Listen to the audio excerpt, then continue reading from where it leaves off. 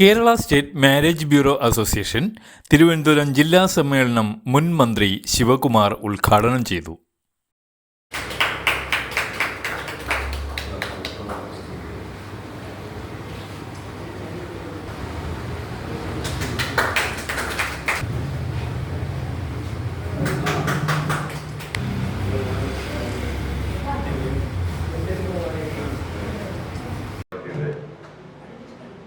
സഹോദരി സഹോദരന്മാരെ, ഇവിടെ സൂചിപ്പിച്ചതുപോലെ Kerala state marriage bureau and agents അസോസിയേഷന്റെ തിരുവനന്തപുരം ജില്ലാ സമ്മേളനമാണ് നമ്മളിവിടെ സമിതിയോടുകൂടി ഉദ്ഘാടനം ചെയ്യുകയാണ്. വളരെയധികം സന്തോഷത്തോടു കൂടി ഈ ചടങ്ങ് ഉദ്ഘാടനം ചെയ്തതായി ഞാൻ അറിയിക്കുകയാണ്. നമ്മുടെ ഈ മേഖലയിൽ പ്രവർത്തിക്കുന്ന ഒരു സംഘടന, ഇങ്ങനൊരു സംഘടന എൻ്റെയും ശ്രദ്ധയിൽപ്പെട്ടത് ഈ സംഘടനയ്ക്ക് ക്ഷേമനിധി അനുവദിച്ചുകൊണ്ട് നമ്മുടെ ഉമ്മൻചാണ്ടി സാർ മുഖ്യമന്ത്രിയായിരുന്ന സമയത്ത് അതൊരു ചർച്ച വന്ന് ഞാൻ ഈ അവസരത്തിൽ ഓർമ്മിക്കുകയാണ്. അതിന് ക്യാബിനറ്റ് തീരുമാനമെടുത്തത് ഓർമ്മിക്കുകയാണ്. അപ്പോൾ അദ്ദേഹത്തെ തന്നെ നന്ദിപൂർവ്വം സ്മരിച്ചുകൊണ്ടാണ് നമ്മൾ ഈ ചടങ്ങ് ആരംഭിക്കേണ്ടത് എന്ന് ഞാൻ പറയാനാണ്. സാധാരണക്കാരോടും സമൂഹത്തിൽ ബുദ്ധിമുട്ടുന്ന കഷ്ടപ്പെടുന്ന ജനങ്ങളോട് എപ്പോഴും അനുകമ്പയും ഏറ്റവും വലിയ താല്പര്യവും കാരുണ്യവും പുലർത്തുന്ന ഒരു മുഖ്യമന്ത്രിയായിരുന്നു ശ്രീ ഉമ്മൻചാണ്ടി. അദ്ദേഹത്തിന്റെ ആ മന്ത്രിസഭയിൽ അംഗമായിരുന്നത് കൊണ്ട് എനിക്ക് കൂടുതൽ ബോധ്യമാണ്. ഞാൻ ആരോഗ്യമന്ത്രിയായിരുന്ന സമയത്ത് വളരെയധികം സൗജന്യ ചികിത്സാ പദ്ധതികൾ നമുക്ക് ആരംഭിക്കുന്നതിന് ആ സമയത്ത് ഏറ്റവും പിന്തുണ നൽകിയത് ശ്രീ ഉമ്മൻചാണ്ടിയായിരുന്നു എന്നുള്ളത് ഞാൻ ഈ അവസരത്തിൽ ഓർമ്മിക്കുകയാണ്. തീർച്ചയായിട്ടും നമുക്കറിയാം, ഈ മാരേജ് ബ്യൂറോ എന്ന് പറയുന്നത് ഇന്നത്തെ കാലഘട്ടത്തിൽ രണ്ടു തരത്തിൽ പ്രാധാന്യം അർഹിക്കുന്നു എന്നുള്ളതാണ്. ഒന്ന്, നമ്മുടെ സമൂഹത്തിൽ ഒരു സമയത്ത് ഇപ്പൊ ആധുനികമായിട്ടുള്ള ഒരു സംവിധാനങ്ങളൊക്കെ വരുന്നതിന് മുമ്പ് പഴയ കാലഘട്ടങ്ങളിൽ ഈ മാരേജ് ബ്രോക്കർമാർ, നമ്മൾ തലവന്മാരെന്നാണ് പറയുന്നത്, അവരൊക്കെ സജീവമായിട്ട് നമ്മുടെ സമൂഹത്തിൽ ഇടപെടുകയും വിവാഹബന്ധത്തിൽ കുടുംബങ്ങളെ ഏർപ്പെടുത്തുന്നതിന് നല്ല നേതൃത്വം വഹിച്ചിരുന്ന ഒരു കാലഘട്ടം ഉണ്ടായിരുന്നു. ഒരുപാട് ആളുകളുണ്ടായിരുന്നു.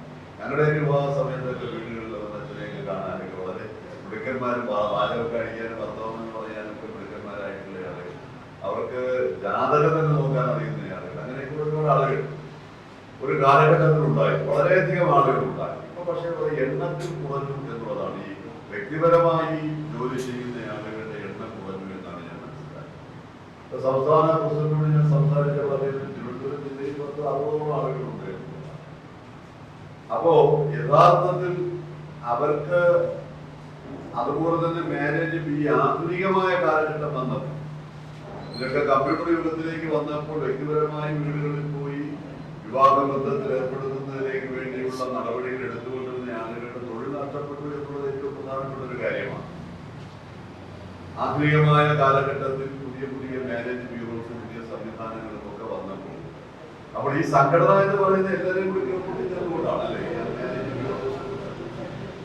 അപ്പോൾ ഒരു സമൂഹത്തിലെ വലിയൊരു ഉത്തരവാദിത്വം നിറവേറ്റുന്ന ആളുകളാണ് നിങ്ങൾ എന്നുള്ള കാര്യത്തിൽ യാതൊരു സംശയവും. ഒന്ന്, ഇപ്പോ തൊഴിൽ മേഖല എന്ന് പറയുന്നത് കേരളത്തിലും ഇന്ത്യയിലും തൊഴിലില്ലായ്മ വളരെയധികം രൂക്ഷമായ ഒരു കാലഘട്ടം. വിദ്യാസമ്പന്നരായിട്ടുള്ള ആളുകൾക്ക് പോലും ജോലി ലഭ്യമാകാത്ത ഒരു സാഹചര്യത്തിൽ അവരെ ഈ മേഖലയിലേക്ക് തിരിയുന്നത് ജീവിതം മുന്നോട്ട് കൊണ്ടുപോകുന്നതിലേക്ക് വേണ്ടിയാണ്. അപ്പൊ ഗവൺമെന്റ് ഈ കാര്യങ്ങളിൽ പ്രത്യേകമായിട്ടുള്ള ശ്രദ്ധ ഈ മേഖലയിൽ പ്രവർത്തിക്കുന്ന ആളുകൾക്ക് നൽകണം എന്നുള്ളത് ഏറ്റവും പ്രധാനപ്പെട്ട. രണ്ടാമത്തെ കാര്യം, ഈ വിവാഹ ബന്ധങ്ങളിൽ ഏർപ്പെടുന്ന നമ്മുടെ ആളുകൾ, രണ്ട് കുടുംബങ്ങൾ തമ്മിൽ ഏർപ്പെടുമ്പോൾ അവസാനം ഈ അവരെ യോജിക്കുകയും അവസാനം ഈ ബ്രോക്കർമാർ എന്ന് പറയുന്ന മാരേജ് ചെയ്ത് ഇടപെടുന്ന അവരെയൊക്കെ മൈൻഡ് ചെയ്യാതെ പോകുന്ന സാഹചര്യങ്ങൾ പലപ്പോഴും അല്ലെ.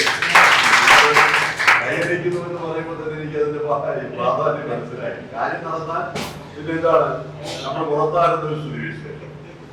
അപ്പോൾ അതിനൊക്കെ ഒരു നിയമപരമായിട്ടുള്ള ഒരു സാഹചര്യം കൂടെ ഉണ്ടാകണം ഈ ആധുനികമായ കാലഘട്ടം. മാരേജ് ബ്യൂറോസ് ഉണ്ട്, ഈ കാര്യങ്ങൾ നടക്കുന്ന ആളുകളുണ്ട്. അപ്പോൾ ഈ ബന്ധങ്ങൾ ഏർപ്പെടുത്തി കൊടുക്കുമ്പോൾ നിങ്ങൾക്ക് അതിലേക്ക് വേണ്ടുന്ന അനുസൃത സാമ്പത്തികമായ ഇടപാടുകൾ എന്നൊക്കെ പറയുമ്പോൾ അതിനകത്ത് വ്യക്തമായിട്ട് നമുക്ക് മറ്റു കാര്യങ്ങളൊക്കെ ജീവപരമായിട്ട് കാര്യങ്ങളൊന്നും ചെയ്യാൻ കഴിയുന്ന ഒരു സാഹചര്യം ഇല്ല എങ്കിലും ഗവൺമെന്റ് ഇത് തൊഴിലായി അംഗീകരിച്ചു. അപ്പോ നമുക്കറിയാം, ഒരു തൊഴിലായി അംഗീകരിച്ചുകൊണ്ട് ഈ മേഖലയ്ക്കുള്ള ഏറ്റവും പിന്തുണ നൽകുന്നതിലേക്ക് വേണ്ടിയുള്ള നടപടികൾ ഈ രംഗത്തെടുക്കണം എന്നുള്ളതാണ് എനിക്ക് പറയാനുള്ളത്. അപ്പൊ രണ്ടാമത്തെ പ്രധാനപ്പെട്ട കാര്യം, നിങ്ങളുടേതായ താല്പര്യങ്ങൾ സംരക്ഷിക്കുന്ന ഒരു സംഘടന എപ്പോഴും ആവശ്യമാണ്. അപ്പൊ പറയുന്നുണ്ടോ, ഇപ്പോ നിങ്ങൾ നേരത്തെ സൂചിപ്പിച്ച പോലെ കാര്യം കഴിഞ്ഞു കഴിഞ്ഞാൽ പിന്നെ മൈൻഡ് ചെയ്യില്ല എന്നുള്ളത് പറഞ്ഞു. സംഘടനയൊക്കെ ആ കാര്യങ്ങൾ ഒരു സംഘടിതമായ ഒരു ശക്തി ഉണ്ട് എന്ന് പറഞ്ഞാൽ അത് ഏത് രംഗത്തും, പ്രത്യേകിച്ച് കേരളത്തെ സംബന്ധിച്ചിടത്തോളം അതൊരു വലിയ കാര്യമാണ്. അതില്ല എങ്കിൽ പലപ്പോഴും ഒന്നും നടക്കാൻ പറ്റാത്ത ഒരു കാര്യം. അപ്പൊ അതിനകത്ത് കക്ഷി രാഷ്ട്രീയത്തിന് അതീതമായി നിങ്ങളുടെ തൊഴിൽ മാന്യമായി മുന്നോട്ട് കൊണ്ടുപോകുന്നതിലേക്ക് വേണ്ടി ഒരു സംഘടിത ശക്തി അത് ആവശ്യമാണ്. അതാണ് ഈ marriage bureau association, agents association എന്നുള്ളത് ഞാൻ മനസ്സിലാക്കുകയാണ്. ആ പ്രവർത്തനങ്ങൾ ഏറ്റവും ശക്തമായി മുന്നോട്ട് കൊണ്ടുപോകാൻ നിങ്ങൾക്ക് കഴിയണം എന്നുള്ളത് ആണ് ഇതുമായി ബന്ധപ്പെട്ടിരിക്കുന്നത്. പിന്നൊരു കാര്യം, നമ്മുടെ സമൂഹത്തിൽ തന്നെ ഏറ്റവും ഇന്ന് ചർച്ച ചെയ്യപ്പെട്ടുകൊണ്ടിരിക്കുന്ന ഒരു കാര്യം എന്താണ്? ഈ പന്തീരാങ്കാവ് പോലീസ് സ്റ്റേഷനിൽ ഒരു കേസ് കൊടുത്തു. എത്ര കുട്ടികളാണ് ഈ കല്യാണ ബന്ധത്തിൽ വരുമ്പോൾ അവരുടെ ജീവിതം തന്നെ ബലികൊടുക്കേണ്ടത് എന്നുള്ളതിനെ കുറിച്ച് നമ്മൾ ആലോചിക്കണം. അപ്പോൾ അങ്ങനെ ആലോചിക്കുമ്പോൾ അപ്പൊ തന്നെ നമ്മുടെ പോലീസിന്റെ സംവിധാനം, ഒരു കുട്ടിയെ കൊല്ലാൻ ശ്രമിച്ചിട്ട് ഒരു പോലീസ് കേസെടുക്കുന്നില്ല എന്ന് പറഞ്ഞാൽ എന്തൊരു ദുര്യോഗമാണ് നമ്മുടെ സമൂഹത്തിൽ. പോലീസ് സ്റ്റേഷനിൽ ആശുപത്രിയിൽ പോയി സർട്ടിഫിക്കറ്റ് വാങ്ങിച്ചു തന്നാണ് കൊല്ലാൻ ശ്രമിച്ചൊരു ഓടി നടന്ന ആ കുട്ടിയുടെ ഭാഗ്യം, കുട്ടിയുടെ രക്ഷകർത്താക്കളുടെ ഭാഗ്യം, ആ കുട്ടി രക്ഷപ്പെട്ടത്. അയാളെ പിന്നെ ഇന്ന് പത്രമാധ്യമങ്ങളിലൊക്കെ ഉണ്ട്, നിങ്ങൾക്ക് എല്ലാവർക്കും അറിയുന്ന ഒരു കാര്യമാണ്. അങ്ങനെയുള്ള ഒരു സമൂഹമാണ് നമ്മുടെ പിന്നെ ഈ ഇവിടെ നമ്മുടെ ഈ ഒരു കാലഘട്ടത്തിൽ ഉള്ളത് എന്നുള്ളതാണ്. എല്ലാവരും വിദ്യാസമ്പന്നരായിട്ടുള്ള കുടുംബങ്ങളിലെ ആളുകൾ പോലും സ്ത്രീധനത്തിനും അതുപോലെ തന്നെ അതിലേക്ക് വേണ്ടിയുള്ള കുട്ടികളെ ആക്രമിക്കുമ്പോൾ അവരെയൊക്കെ ഉപദ്രവിക്കുന്ന തരത്തിലേക്ക്, ആത്മഹത്യ ചെയ്യുന്ന തരത്തിലേക്ക് പോകുന്ന ഒരു സാഹചര്യം നമ്മുടെ സമൂഹത്തിൽ നിൽക്കുന്നത് വളരെയധികം അപകടകരമായ സ്ഥിതിവിശേഷമാണ്. ഏറ്റവും വലിയ ദുഃഖകരമായിട്ടൊരു എത്ര കുട്ടികളാണ് നമുക്കറിയാം മരണപ്പെട്ടത്. ആ കുടുംബത്തിലുള്ളത് മുഴുവൻ കൊടുത്താണ് അയക്കുന്നത്. ഇതൊന്നും പുറത്തു പറയാൻ പാടില്ല. സ്ത്രീധനം എന്ന് പറയുന്നത് കുറ്റകരമാണ്. എന്നിട്ടും ആ കുട്ടി എന്ന് പറയുമ്പോൾ സ്വന്തം മകളാണെന്ന് പറഞ്ഞ് കണ്ടുകൊണ്ട് അവർ കൊടുക്കേണ്ടത് കൊടുത്തു കഴിഞ്ഞ് വീട്ടിൽ പോകുമ്പോൾ അവരെയൊക്കെ ആക്രമിക്കുകയും ഉപദ്രവിക്കുകയും ചെയ്യുന്ന സാഹചര്യം. ഞാൻ പറഞ്ഞത്, നിങ്ങൾക്ക് ഈ മേഖലയിൽ പ്രവർത്തിക്കുന്ന നിങ്ങൾക്ക് ഇതിനൊരു ബോധവൽക്കരണം നടത്തുവാനും അതുപോലെ തന്നെ അങ്ങനെയുള്ള ആളുകളെ നമുക്ക് തൊഴിൽ നോക്കാനൊന്നും കഴിയില്ല. എങ്കിൽ പോലും അവരുടെയൊക്കെ ചുറ്റുപാടുകളും പശ്ചാത്തലങ്ങളും ഒക്കെ മനസ്സിലാക്കിക്കൊണ്ട് വേണം യഥാർത്ഥത്തിൽ ഈ കുടുംബ ബന്ധങ്ങൾ യോജിപ്പിക്കുന്നതിലേക്ക് വേണ്ടിയുള്ള നടപടികൾ എടുക്കേണ്ടത്. അത് നിങ്ങൾക്ക് വലിയ ഉത്തരവാദിത്വമുണ്ട്. ആ കാര്യങ്ങൾ, ഒരുപാട് കാര്യങ്ങൾ ചെയ്യുവാൻ. അപ്പോൾ ഓരോ ആളുകളുമായി ബന്ധപ്പെടുമ്പോൾ ഈ കാര്യങ്ങളിലൊക്കെ ഒരു വ്യവസ്ഥ ഉണ്ടാക്കിക്കൊണ്ടുള്ള ഒരു പ്രവർത്തനങ്ങൾ ഏറ്റെടുക്കുവാനുള്ള ഒരു കാലഘട്ടത്തിലാണ് നമ്മൾ നിൽക്കുന്നത് എന്നുള്ളത് കൂടെ നിങ്ങളെ ഞാൻ ചൂണ്ടിക്കാണിക്കുവാൻ ആഗ്രഹിക്കുന്ന ആ കാര്യങ്ങളിൽ നിന്ന് തന്നെ ഇടപെടലുകൾ ഉണ്ടാകും. എന്തായിരുന്നാലും ഇവിടെ നമ്മുടെ ഈ കാര്യങ്ങളിൽ നമുക്ക് പിന്നെ ക്ഷേമനിധി ഏർപ്പെടുത്തുന്നത് എന്തുകൊണ്ടാണ് ക്ഷേമനിധി 2019